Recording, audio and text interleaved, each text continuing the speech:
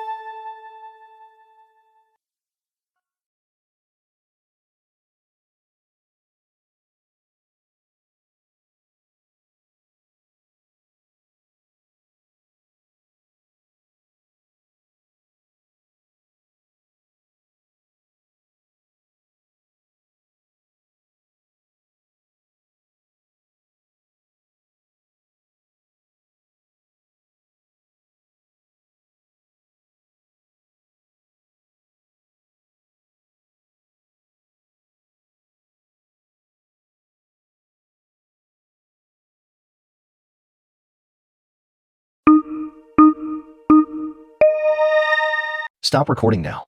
You have finished for today. We can't wait for you to come back tomorrow and do it again. Unless today is Saturday, and then we will see you on Monday.